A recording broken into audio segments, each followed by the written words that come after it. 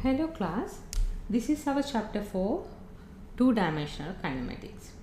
In this chapter, we are going to learn about two-dimensional motion and then explore the physical laws that govern projectile motion. So projectile motions follow a parabolic path under the influence of gravity. We will be discussing more about projectile motion in this chapter. So let's discuss about the learning objectives for this chapter. You are going to learn how to reduce a two-dimensional problem into two coupled one-dimensional problems by solving for the x and y components, and then to identify velocities and accelerations along a trajectory, and about the path of projectile motions. Then we are going to learn about how to apply the kinematic equations we used in our second chapter for two-dimensional motion. Then you will learn about the key characteristics of trajectories in projectile motion and to calculate the velocities in different reference frames. This is the chapter outline. So in this section, we develop equations of motion to describe objects moving in two dimensions. First, we consider motion with constant velocity and then determine x and y as functions of time.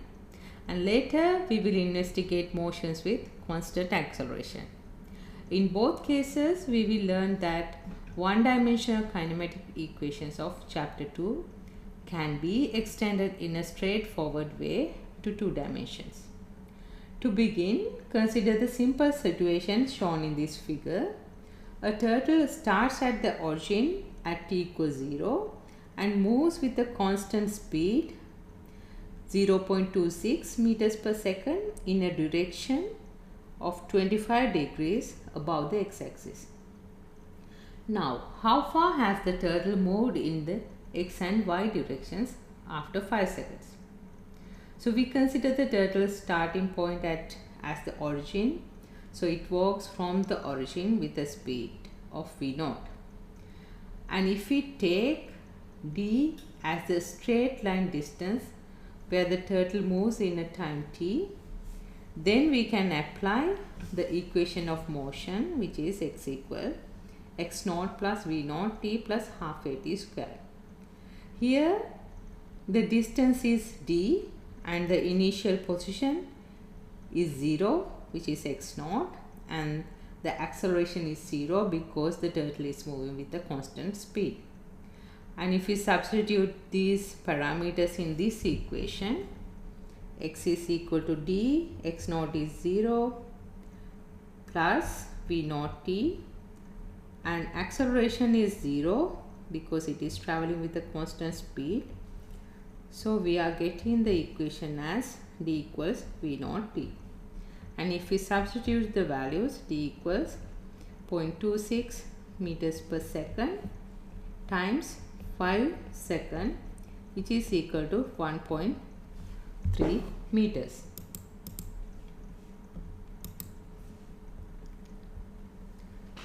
Now we can find the horizontal and vertical distances by using the definitions of sine and cosine we learnt in our previous chapter. So we can write the x component as x equal d cos theta and y component as d sin theta. So by substituting the values, we can find the x and y components. So we found d, which is 1.3 meter, cos angle is 25 degree, and if we solve for this, we get x is equal to 1.2 meters, and for y, d is 1.3 meter, sine angle is 25 degree, so y will be 0.55 meters. Now, an alternative way to approach this problem is to treat the x and y motions separately. First, determine the speed of the turtle in each direction. So the turtle's x and y components of velocity are v naught cos theta and v naught sin theta. So we stated it in this figure. The x component is v naught x, which is the cosine angle v naught cos theta, and the y component is v naught sin theta. Now again we can substitute the value in here. V 0x is equal to v naught is given, it is 0.26 meters per second cosine 25 degrees. So this will be equal to 0.24 meters per second. And for the y component, this should be y. V naught sin theta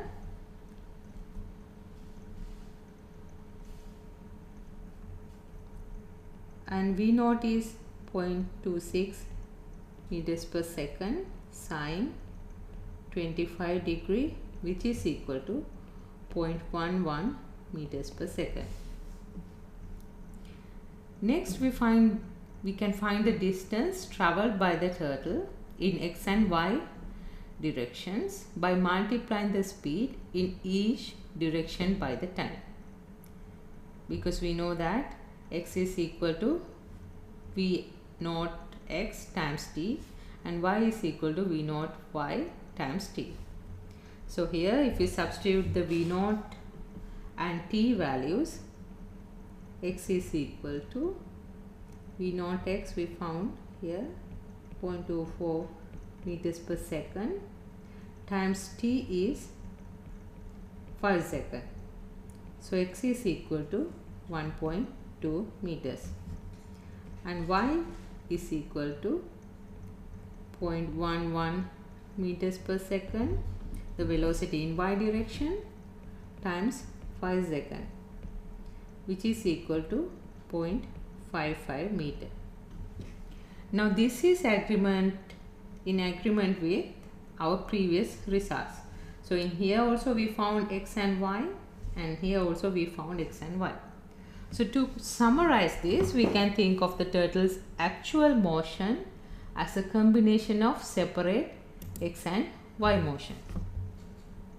So in general, the turtle or any object might start at a position x equals x naught and y equals y naught at time t equals 0.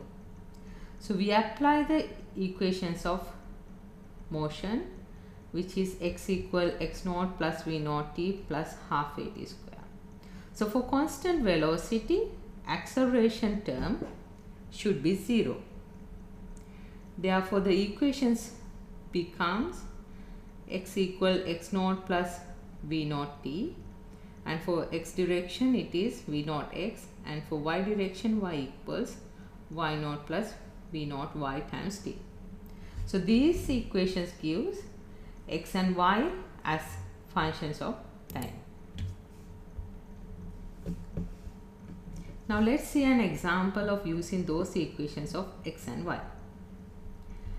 An eagle perched on a tree limb 19.5 meter above the water spots a fish swimming near the surface.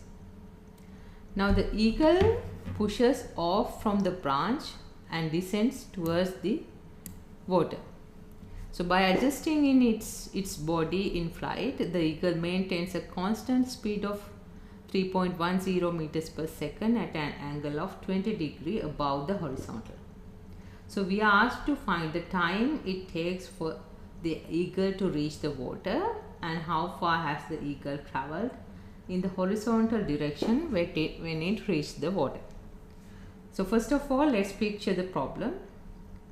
So this eagle is descending towards the water at a constant speed of 3.10 meters per second. So we set our coordinate system so that the eagle starts at x naught equals 0, which is, this is the origin. So its initial point in x direction, x naught is 0, and y naught is h. Initial position in y direction is the height of the tree. and therefore the water level is in y equal 0, and the angle is 20 degree below the horizontal, which is this angle.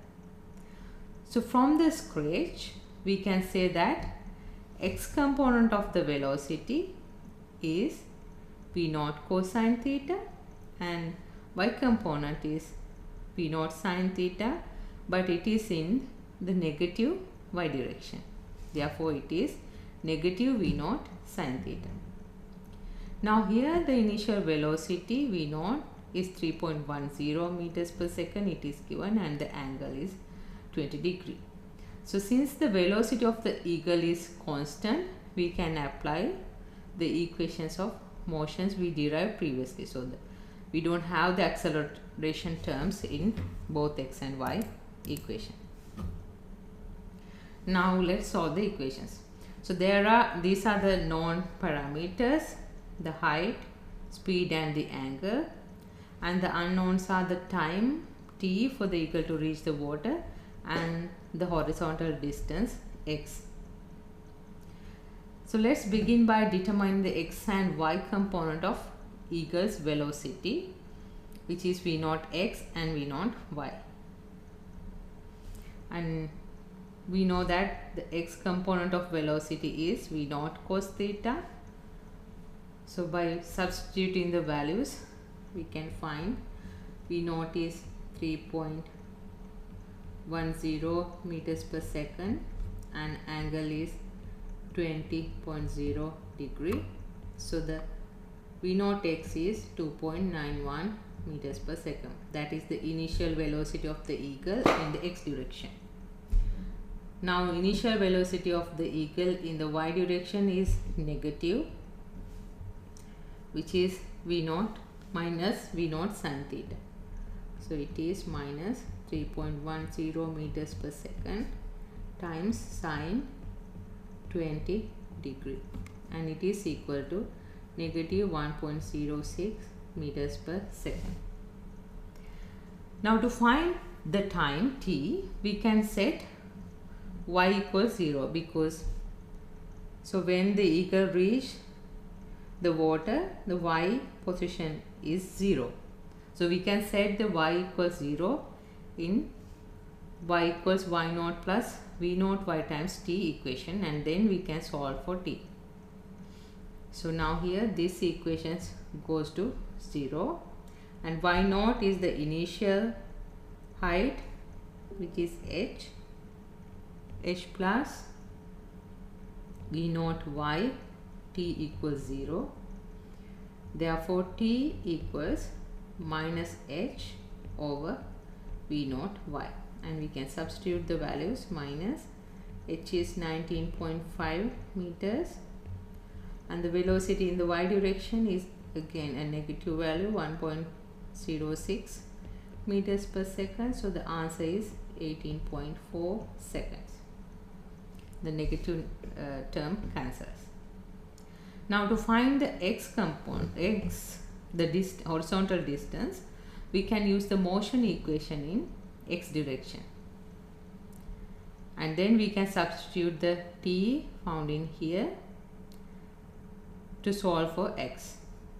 So x equal, x naught is 0 because we choose x naught at the origin, plus the x component of velocity we just calculated, it is 2.91 meters per second and time is 18.4 seconds.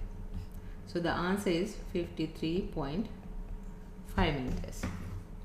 So now we know how to find the x and y component of the velocity when the acceleration is 0.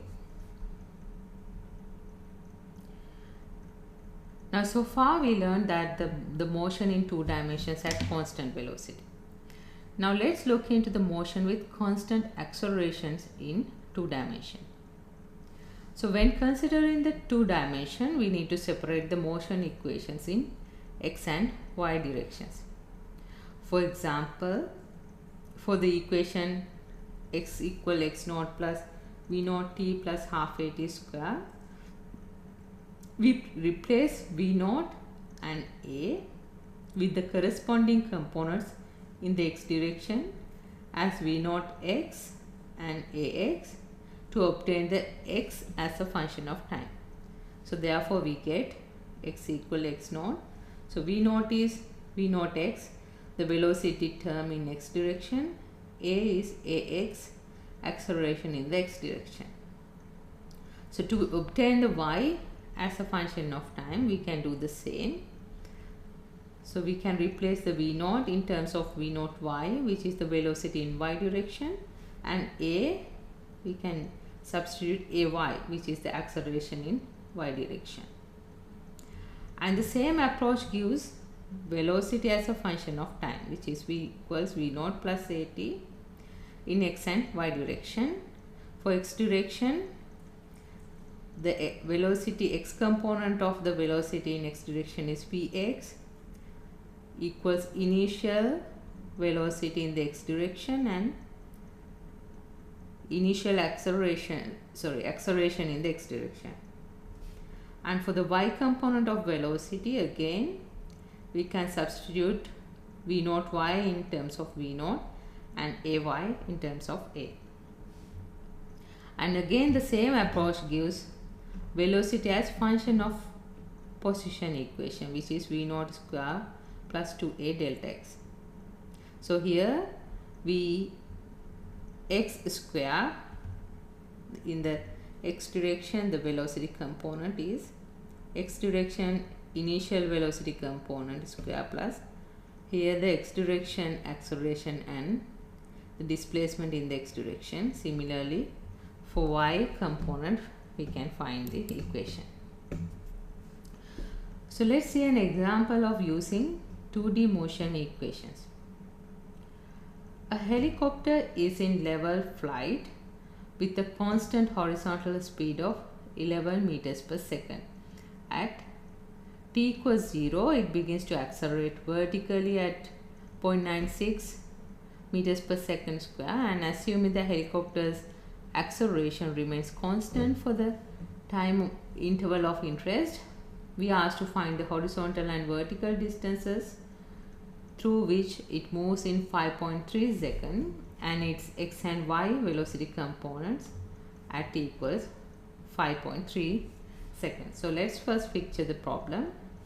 In our sketch, we have placed the origin of a two-dimensional coordinate system at the location of helicopter at the initial time where t equals 0.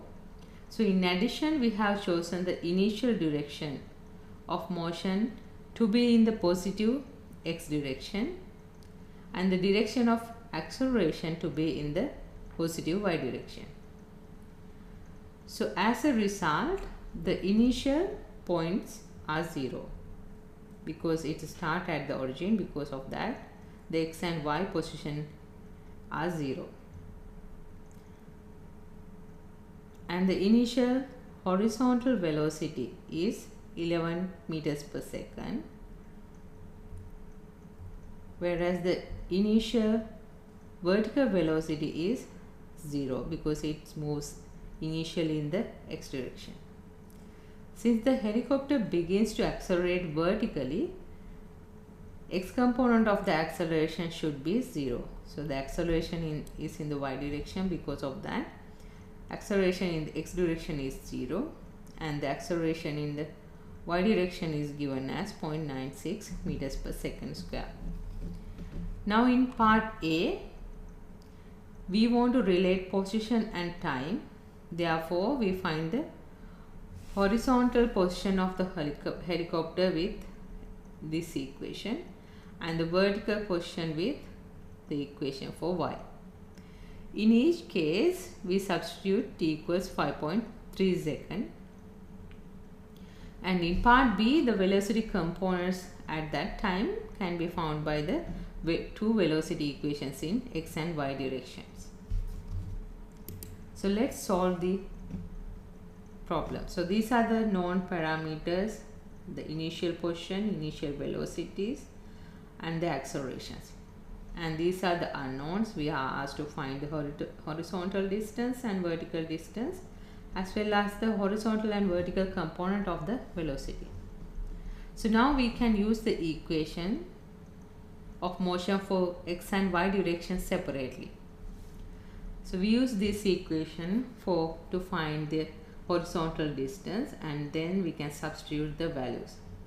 So the initial position is 0 and the initial acceleration is in the x direction, it is 11 meters per second, and time is 5.3 seconds, and in the x direction acceleration is 0. Because of that we get the horizontal distance as 0.3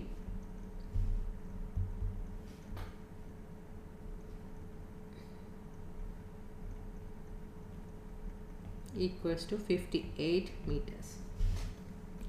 Now we can find the vertical distance using this equation, and here again y naught is 0 because it starts at the origin, and the initial velocity in the y direction is 0 because it is initially speeding in the x direction, and the acceleration is 0.996 meters per second square, time is 5.3 seconds square, and y is 13 meters. That is the vertical distance. And we can find the velocity components, x and y velocity components, using the velocity equations, and then substitute in the values. V naught x is 11 meters per second and the acceleration is 0, therefore it is just the velocity. And the velocity, y component of the velocity, initial velocity is 0, acceleration is 0.96 meters per second, time is 5.3 seconds. So the answer is 5.1 meters per second. Summary of section 1 is: motion in 2 dimensions can be written as a combination of one-dimensional motion in x and y direction. Now let's move into one important section of the chapter, which is projectile motion. Just what do we mean by a projectile? Well, a projectile is an object that is thrown, kicked, backed, or otherwise launched into motion and then allowed to follow a path determined solely by the influence of gravity. So in studying projectile motion, we make these assumptions. We ignore the air resistance.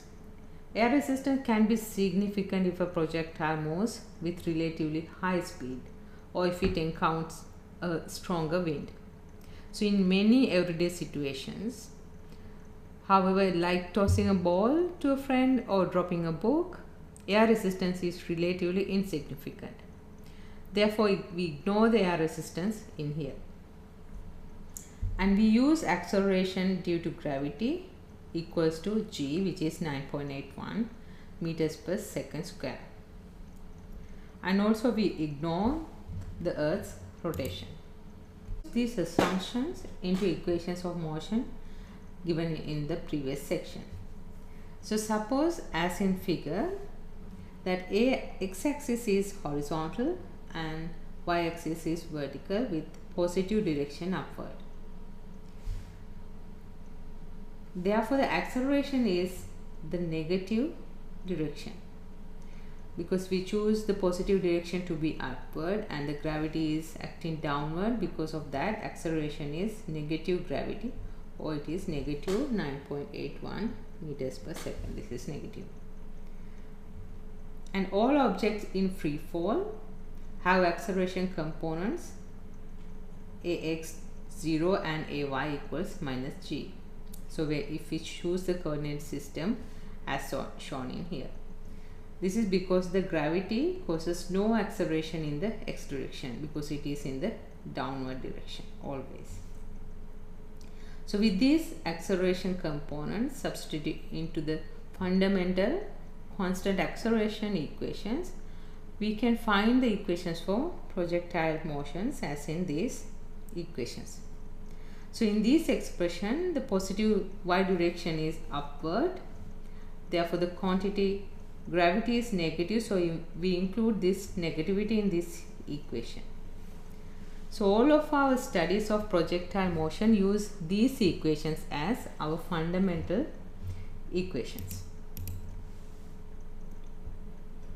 So let's use a simple demonstration to illustrate the independence of horizontal and vertical motions in projectile motion. First, while standing still, drop a rubber ball to the floor and catch it on the rebound. Notice that the ball goes straight down, lands near your feet, and then returns almost to the same level of your hand about a second. And in the next image, let's walk or roller skate with constant speed before dropping the ball. Then observe its motion carefully. To you, its motion looks the same as before. It goes straight down and lands near your feet and bounces straight back up and returns in about 1 second. The fact that you are moving in the horizontal direction the whole time had no effect on the ball's vertical motion. The motions are independent. So to an observer who sees you walking by, the ball follows a curved path as shown in this figure. So the precise shape of this curved path, we call it as parabola, which we are going to verify in the next section. So the ball has x and y components. Because of that, it follows a parabolic path.